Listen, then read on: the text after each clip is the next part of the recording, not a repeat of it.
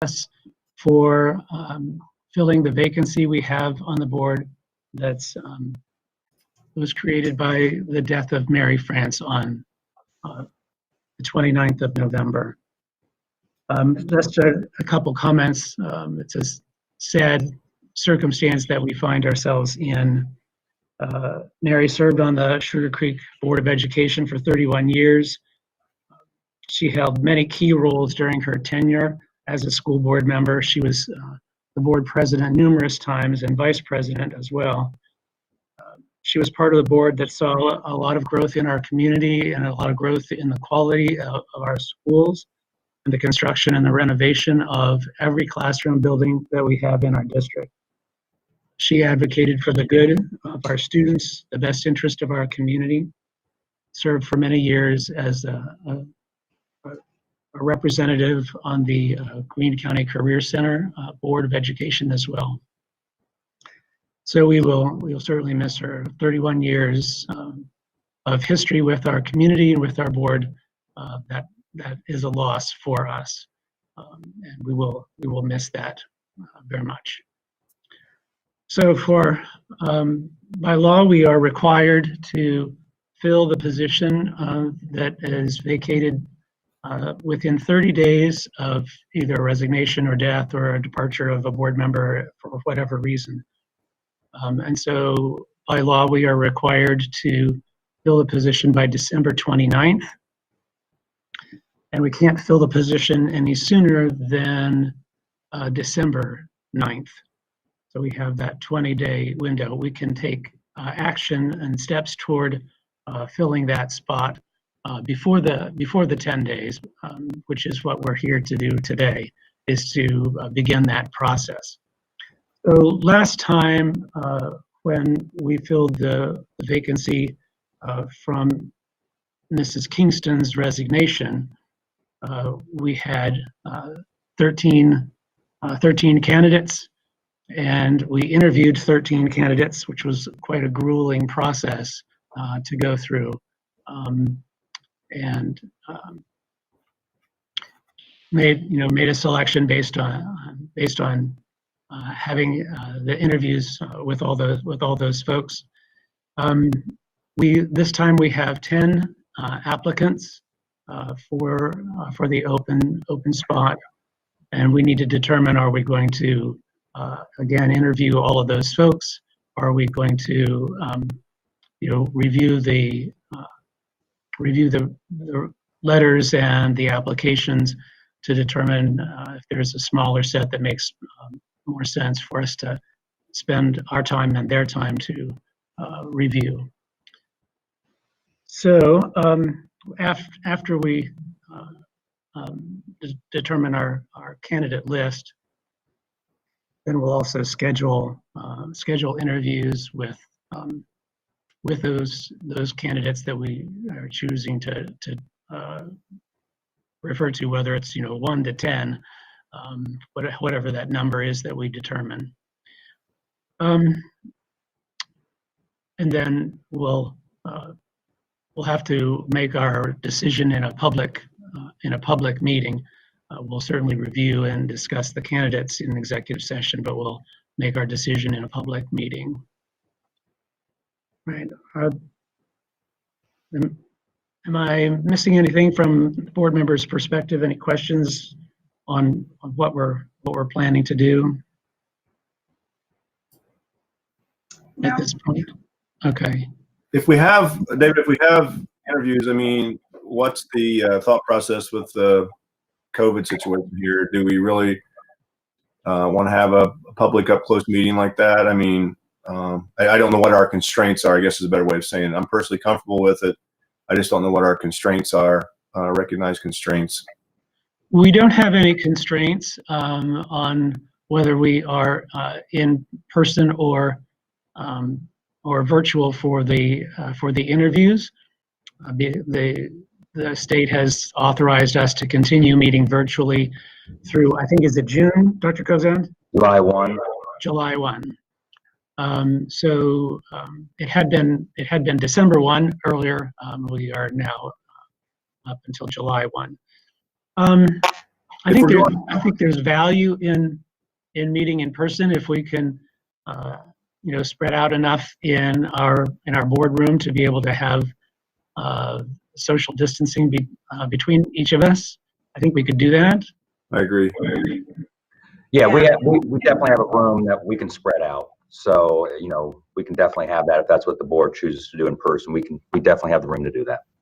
Yeah, I think it's necessary, honestly. I just didn't know if we had any constraints where we could not. But short of that, I think we absolutely should meet face to face. Yeah. I do too. Okay. All right. It's good to know the preference.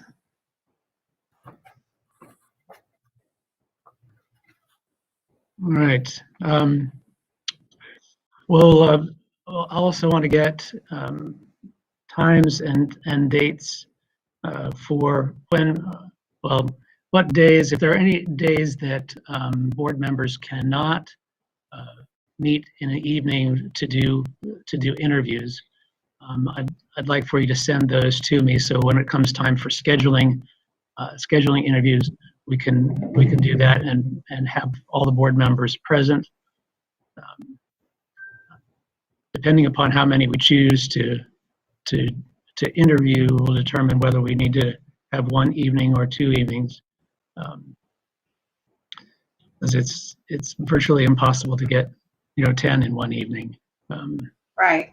So having been through that before, six or seven was a whole lot. So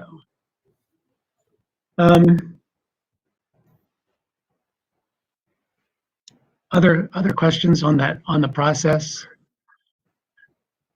We did follow our policy in making the public announcement.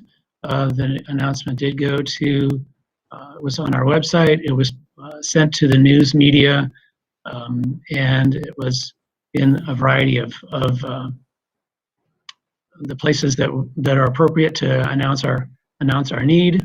So I know it was posted on WHIO and WRGT on their websites as well. Dayton Daily News had it on their website. We had it on our school website. It was also on our school Facebook page. So I don't know if I missed any of the places we announced that, Dr. Kozan?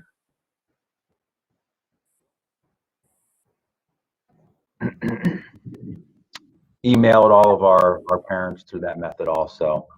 That's true. That's true. And word of mouth, which is another way that from our board policy that we can let applicants or let people know that if they're interested. Word of mouth is another way. Right. There were both of those. The law actually doesn't specify what the requirements are for notification. But we have specified in our policy what our process is. So actually the law is very silent on the way that we go about selecting a new person for the board. It merely says that we have to make that choice between 10 and 30 days, and doesn't really go into more detail on any of the process, which is why we have this discussion and why we also have a little bit of detail in our board policy. So, are there other questions on the process before we would go into executive session to review the list of candidates? All right, I know before we go into executive session, Mr. Price has a point of information to provide for us about House Bill 305, which is related to funding. So if you would like to take a moment, Mr. Price, and share that information with us, that'd be great. Thanks, David. I almost forgot. So thanks for bringing it up. As those that are watching, and of course the board members here are aware, we had a visit by Representative Cupp, I believe it was last February, to talk to us about the school funding plan, the fair school funding plan. And at the time, we were optimistic that it sounds good, right? Fair school funding plan. So we're looking favorably upon what we're going to hear from that. What was very clear, though, and again, I want to commend him for coming out. It was a bad snowy night. He drove it down from Northern Ohio. He took a lot of time. He was the last person to leave.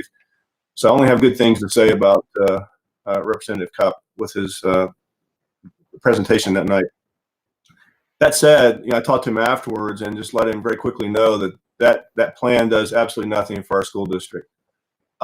It will continue to force us to be not only overly reliant, but heavily reliant upon community funding. And the way this particular community has chosen to fund its schools is through property taxes versus an income tax. And anyway, I think our general thought process was, when I say we the people of Ohio, and certainly those that are close to education, were pretty well convinced that the Fair School Funding Plan would go nowhere in light of two things, actually. One, lack of funding. And oh, by the way, this thing called the COVID-19 pandemic. So I thought, in my mind, it was like the last thing, on the stove here to be thinking about. So I was quite surprised within the last few weeks that it has gotten not only just a little bit of steam, but a whole bunch of steam, to the point of where it's actually going to be voted on today in the House, and it's in review currently in the Senate. And their objective is to actually pass this plan before the end of this year, because we have several people that were involved in that. Certainly, I believe Representative Patterson, who's helped formulate that plan over the last few years, and he is term limited, and he and some others are stepping aside. Rick Corrales is stepping aside because of term limits, things like that. So there's a lot of inertia to get this thing done, because a lot of people put a lot of work into it. And they don't want basically to start over with the freshman class here come January. That said, the plan is not helpful. It fundamentally, it still keeps. Remember, if those may not be aware, we had a teleconference with Dr. Kozad, Kevin Liming, and myself with Representative Patterson and Corrales and some other state representatives, and what was interesting was the state has allocated no additional funding for this plan. Their whole concept of how to fund this plan was based upon economic growth. And if anybody's looked around, I don't think we're having a lot of that in Ohio right now with the COVID-19. So they said, if I understood it correctly, they were just politically constrained to making sure they had a budget of $2 billion or less. So it's magically coming out at $1.95 billion additional dollars. But again, those additional dollars are coming from economic growth, not through increased revenue or allocation of revenue from other budgetary considerations or movements. So no additional funding, and it by no means eliminates the reliance and the over-reliance of communities on property taxes or income taxes or however else they fund it. As we know, for those who've done their homework and have followed the posting by the district here, we know that on average, the state provides 44% of the funding for the districts throughout the state of Ohio, of which Bellbrook gets a whopping 27%. The concern here is that if this passes, and unfortunately I think it's going to, the state's going to feel like they have finally addressed the DeRolf issue, and if so, then there's nothing on the burner at the state to give us hope for additional funding from the state. And so I think is actually quite bad. It has a very nice sound to it, the Fair School Funding Plan. Certainly what's commendable about it is it actually does provide an understandable formula for how schools can be funded. It takes into account, anything from buildings to numbers of teachers to, the demographics of the community, such as poverty and, English as second language and special education, et cetera. So I think largely it is, or in many ways, it is a commendable plan that's been developed, but it doesn't come with funding. So it in the end, it does really essentially nothing to address the reliance upon communities to return to their districts every 4 or 5 years for a levy. When this is further combined with House Bill 920, which limits the revenue, does not allow it to be inflation adjusted. So we are stuck as a construct of having to return to the community, and not just our community, but every community throughout the state for recurring tax levies. And that's just the way it is. And again, the state has brought this on by not funding the schools as they could. And secondly, having passed this House Bill 920 for 1976, which constrains growth of revenue based on inflation and increasing property values. So all that say this, the Ohio School Board Association put forth a resolution asking districts throughout the state to support this. I think that's a bit presumptuous of them just to broadly think that, that every school board in the state is going to, go with what this plan represents. And so I would like to put forth a resolution that would reject, not accept or endorse the Fair School Funding Plan, but literally would reject it. And that we, in conjunction with that, we would do a press release that would show that we are opposed to this plan because it's not the Kumbaya plan that everybody seems to think it is. Everybody thinks it just again, its name sounds great, Fair School Funding Plan. We finally got something now that allows districts to forecast their funding from the state. Never mind, though, the funding from the state is inadequate unless you are an impoverished community, and then, where I'm from down in Southern Ohio, some of those districts get 60, 70, 80, 90% of their funding from the state. But we certainly don't here.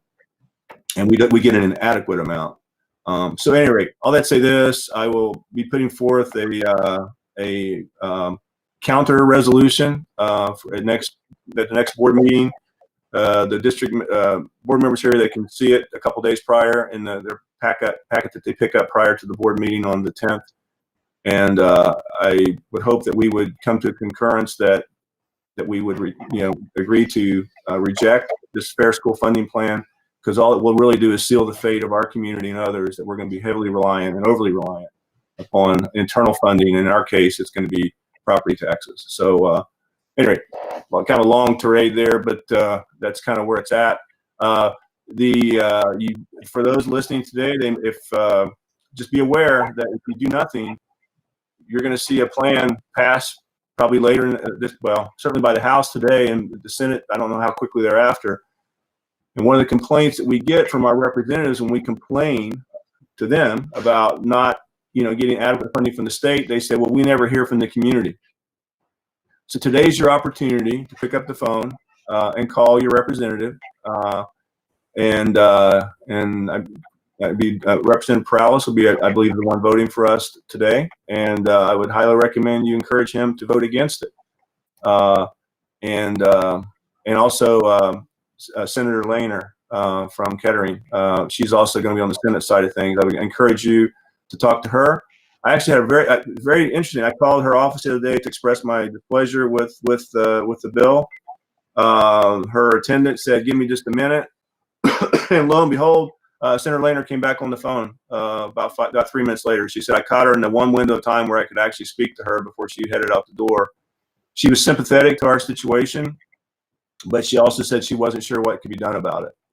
The numbers are hard to interpret, but for those of you that have looked at it, and it was a bit more confusing once we talked to the state folks, but at least as depicted on a publicly available spreadsheet, when you look at a community such as Kettering getting $16 million extra when the plan is fully funded, and Bellbrook getting $145,000, I think we clearly have an issue here. So Kettering's a whopping 2 miles across the way here, and then again, they have more students. There's some other demographics involved, and there's things with the cap and guaranteed funding and all that. So it made it a little bit difficult to understand the actual amount of funding that we're getting versus Kettering.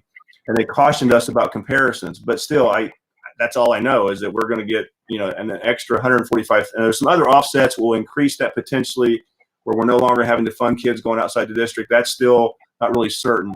But at least in the spreadsheet that I can look at least does an apples to apples between districts. I see Kettering getting 16 million. I see us getting 145,000. So yeah, I would encourage you, those listening today, to pick up the phone, call your representative, call your senator, and say vote no. I fear though that we're going to be unsuccessful. It's going to pass, and we're just going to be in the status quo of having to take care of ourselves versus rely on the state. So anyhow, I'll put forth the resolution next Thursday, I guess it is, and then we can go from there with it. Thank you. All right. Thank you, Mr. Price. All right, any other questions about our process before we go into executive session? All right, then do I have a motion to go into executive session for the purpose of considering the appointment of a public official per Ohio Revised Code 121.22, paragraph G1? So moved. Mrs. Sloughman, Second. Mrs. Long. Mr. Liming, please call the roll. Okay, Mrs. Long, Yes. Mr. Price, Yes. Mrs. Sloughman, Yes. Mr. Carpenter. Yes. Motion passes. We will go into executive session. Board members, follow the link for executive session, and you can drop out of this one. We'll join back again into this one after we are out of executive session. Executive session at 8:26. And I will not be attending.